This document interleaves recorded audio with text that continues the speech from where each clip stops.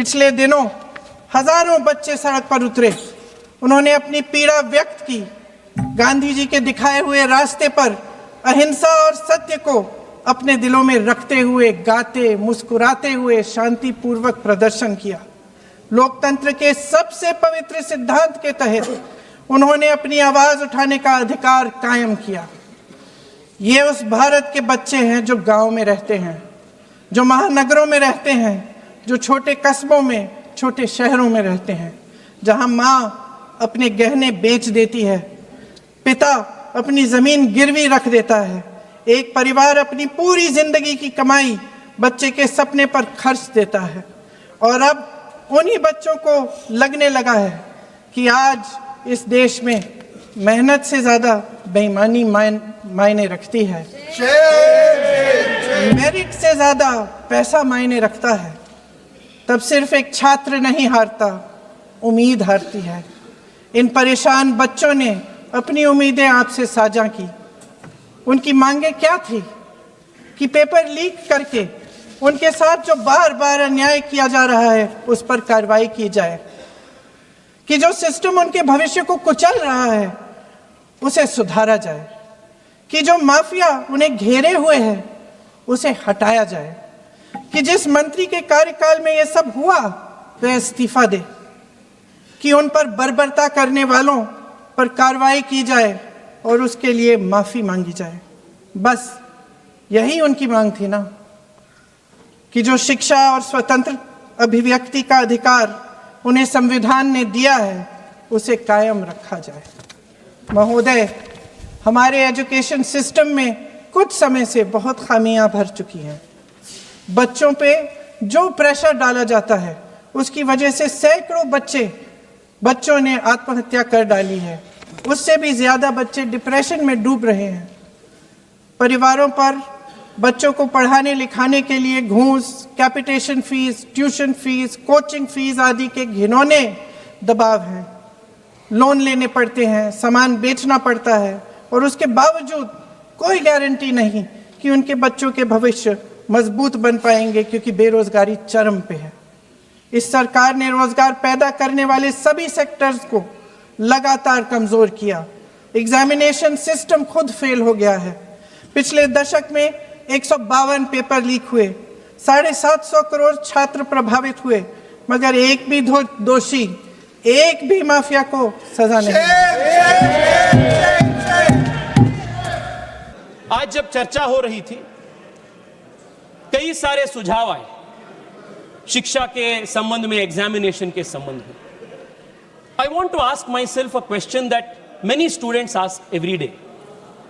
Why is our education system like this today? Exam system जो broken हो चुका है, एग्जाम सिस्टम में जो फॉल्ट्स है, this is only a symptom. The real problem is with the education system. Gen Z के language में अगर बोलना है अध्यक्ष ji, fixing the exam system is only fixing the bug. Fixing the education system is actually fixing the source code. And fixing the source code is root and branch reform of our education system. How is our education system today? 16-17 years के जो बच्चे होते हैं देख जी, what do they face? एक बार उसके ऊपर चर्चा करना जरूरी है। अध्यक्ष जी, जो नीट की तैयारी होता है ना, वो सिर्फ 2 साल से नहीं होता है, 7th 8th स्टैंडर्ड से शुरू होता है इसका तैयारी। रोज घर पे बोला जाता है 10वीं कक्षा में लाइफ का टर्निंग पॉइंट है, प्रेशर कुकर में शुरू होता है बच्चे। 11th 12th में हर दिन गांव से जो बच्चे जाते हैं कोचिंग हब्स में, कोचिंग सिटीज में, कोटा हो, पुणे हो, छोटे एक डॉर्मिटरी या हॉस्टल में छोटे रूम बनवाते हैं। 2 साल वहां, 3 साल वहां वो रहते हैं। और क्या पढ़ाया जाता है उनको? No creative thinking, no first principles thinking, no problem solving skills. सिर्फ रट करना होता है सुबह से रात तक, सुबह से रात तक। सुबह 4 बजे से शुरू होते रात 10-11 बजे तक, ना खेल ना दोस्ती, घर परिवार से बातचीत नहीं। एक प्रकार से मशीन बन जाते हैं बच्चे। और जब बच्चों को वीकेंड पे या उनको समर में 10-15 दिन का छुट्टी मिलता है, जब घर पे जाते हैं सब रिश्तेदार उनसे पूछते हैं एग्जाम के ठीक तैयारी हो रहा है ना, कितना होगा रैंक, इस बार अच्छा मार्क्स होगा ना, और कंपैरिजन होता है। जो पड़ोसी का बच्चा होता है उनके साथ कंपैरिजन होता है, दो रिश्तेदार का बेटी होता है उनके साथ कंपैरिजन होता है। अध्यक्ष जी 16-17 इयर्स बच्चा, what is the stress that we are putting into. और मैं प्रियंका जी को आज मैं रिक्वेस्ट करना चाहता हूं, प्रियंका जी आपने ये एजुकेशन सिस्टम के बारे में इतना टिप्पणी की ना, ये एजुकेशन सिस्टम किसका लेगेसी है? ये एजुकेशन सिस्टम में बोलता हूं 34 ईयर्स से जो नए शिक्षा नीति को आप नहीं लाए थे, this is the old education system which is producing clerks, which is producing no original thinking. आज देश में एक बड़ा प्रश्न उठा रहा है अध्यक्ष जी, why is India not building great product companies? Why is India not producing original research? Why are Indian universities not in the top 100? Because fundamentally our education system promotes rote learning, memorization and रट मार के exam पास करना. This has become the structure. और मैं आज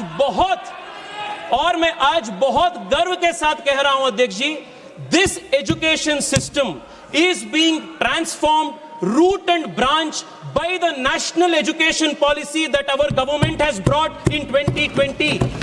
This is the biggest change. हम education system को change कर रहे हैं. It was pending from last 34 years. Our government has done this. और अखिलेश जी से लेकर सब लोग बहुत अच्छे सुझाव दिए, एग्जामिनेशन के कंडक्शन कैसा होना चाहिए इसके ऊपर. मैं 2 मिनट आपसे पूछना चाहता हूं, देयर ऑल गुड सजेशंस, पर आप एक बार एनईपी पढ़े हैं क्या? Have you seen the NEP? अध्यक्ष जी मैं पिछले 2 महीनों से लगातार मेरे कॉन्स्टिट्यूएंसी के युवाओं से बात कर रहा हूं और ये युवा कुछ सुझाव दे रहे हैं, सरकार को दिए हैं. क्या सुझाव है? 1, आप पूरे अपना एजुकेशन सिस्टम को 8 साल 10 साल का जो अपना तैयारी है, you are deciding it on 1 day. एक दिन का 3 घंटे का एक परीक्षा में अपना पूरा डिसाइड हो रहा है फ्यूचर. अगर मुझे उस दिन वायरल फीवर आ गया, माइग्रेन आ गया, या जैसे बैंगलोर में जब नीट का एग्जाम हो रहा था, री नीट का, कांग्रेस पार्टी का बड़ा एक आंदोलन हो रहा था, ट्रैफिक जैम में कुछ बच्चे वहां they could not reach the examination on time. ऐसे कई सारे चीज होते हैं. The question was, the reform that the students asked was, please do not have 1 day, 1 examination that will decide our future. This was their demand. दूसरा demand उनका था, please have a system where there is a different method of assessment. अध्यक्ष जी युवा easy exam नहीं मांग रहे. Exam easy कर दो, आसान कर दो, ये युवाओं का मांग नहीं है. उनका मांग है क्वेश्चंस में थोड़ा ओरिजिनलिटी ले आओ. अगर मैं नीट के लिए तैयारी कर रहा हूं तो मुझे आप बायोलॉजी पे ज्यादा टेस्टिंग करो, फिजिक्स और केमिस्ट्री से. ये उनका मांग है.